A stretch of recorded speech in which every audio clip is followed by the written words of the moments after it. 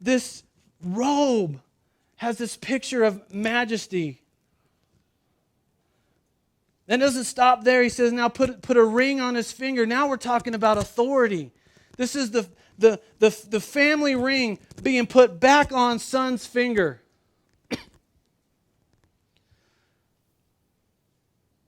Oh, he'd squandered it away. But as soon as father sees him, the ring goes right back on. And then sandals on the feet.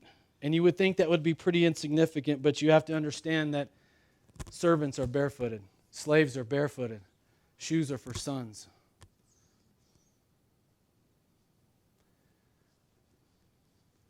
Are you getting it? Lost sheep, party.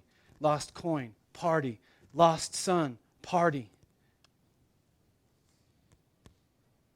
There is this love extravagance that I can't express. I can't comprehend it myself. But it's such an extravagant love that when I came out of this, when I came out of hanging out with the pigs, when I came out of longing to eat what the pigs had to eat, and I'd formulated my plan on how I was going to engage Father, and I showed up, I said, Jesus, forgive me of my sins. I thank you for dying on a cross for me, and thank you for allowing me to be a servant in your kingdom. Thank you for allowing me to serve. I showed up with the same mindset. It was a slavery mindset. And Jesus is saying, put the robe on him. Put the ring on his finger, the sandals on his feet. My son who was dead is now alive again. I'm the same way. Aren't we all?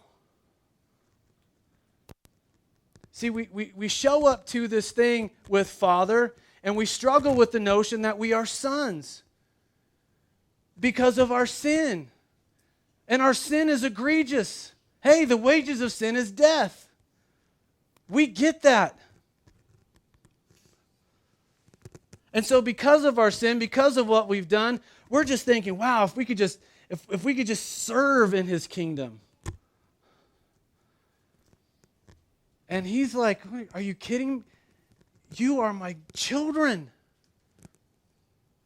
You are my sons. You are my daughters. Put the robe on. Put the ring on. Put the shoes on.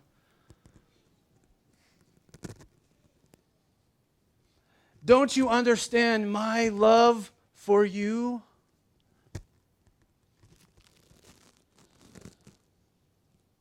So they began to celebrate. Now, I realize that the title that's in your Bible, and it's in mine, says the parable of the lost son. I want you to know that I think that's wrongly titled. Because if it really were the parable of the lost son, the parable would be over right now. It's over. Lost son is back, party's begun, end of story. That's not the end of the story. See, there's this other guy. There's this other son. Verse 25, meanwhile, the older son was in the field. This is the good son. This is the good kid. This is the one that didn't leave. He didn't demand stuff from father. He stayed there. He's been there day in and day out, week in and week out, month in and month out. When he came near the house, he heard music and dancing. So he called one of the servants and asked him, what is going on in there? Your brother has come. Remember your brother, the bad kid? He came home. And your father has killed the fatted calf because he has him back safe and sound.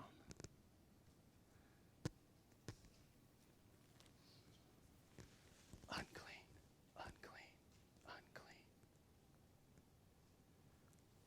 He becomes angry.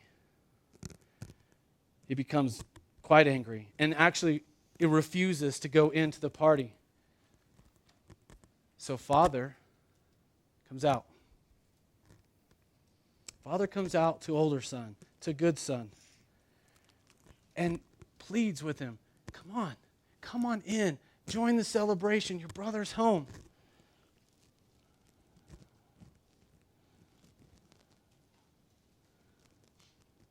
And this is what his answer is. Look, all these years I've been slaving. Key word, folks, key word. Both sons, same mentality. This one is begging to just come back as a slave because he feels so bad. This one has felt like a slave and has acted like a slave, has believed that he was a slave. I have been slaving for you all these years. And I like this part. And never disobeyed your orders. Right. For all have sinned and fallen short of the glory of God. This is Jesus' story, and he's telling it to these guys. This is their mentality. They're the righteous ones. And that's the sinners. We're in this group, they're in that group. And Jesus is saying, yeah, right. Okay. I've been slaving for you year after year after year. Never disobeyed your orders. But never one time did you kill even a little skinny calf so that I could have a party with my friends. But when this son of yours comes home, who has squandered your property with prostitutes, you kill the fatted calf for him? My son, father said, you're always with me. Everything I have is yours. But don't you understand? We had to celebrate. We had to party and be glad because your brother who was lost is found. Your brother who was dead is alive again.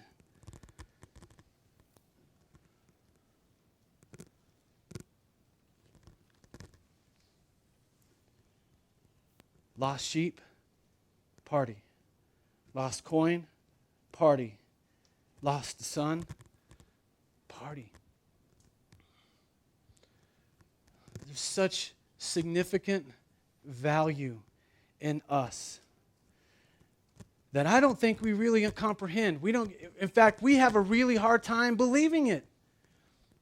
It is much easier for me to believe that I'm worthy of being a slave in the kingdom. I'll serve, yes, but no shoes, okay? No shoes.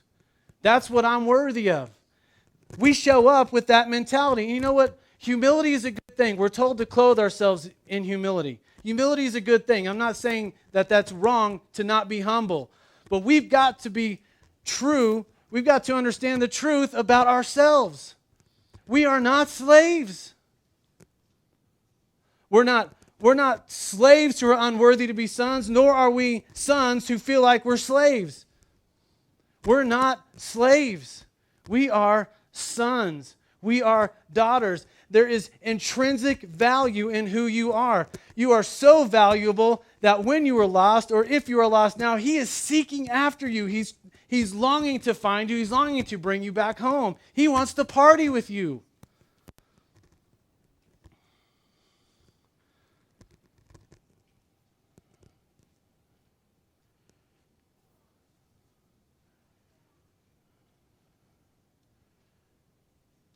We allow that flashing sign to overrule the truth about us. We feel unclean. I'm on my way back home. I'm almost cresting the hill. I've got to get clean first. I've got to get things in order first. I've got to make things right first. And Father just swarms me with embrace. Kissing me.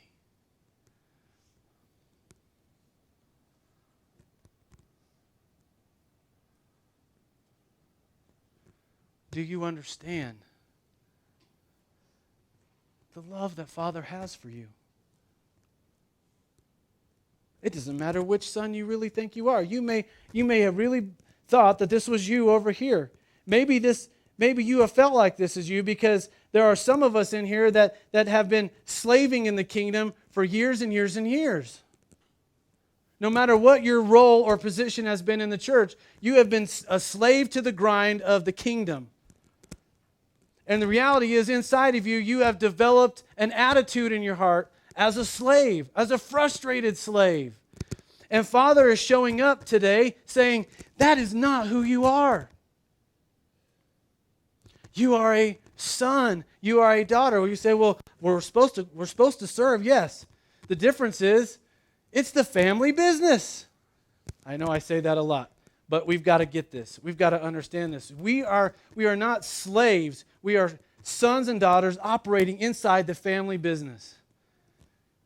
And man, when you take that on, when that mentality settles in, wow, it's so freeing. You're wearing a ring.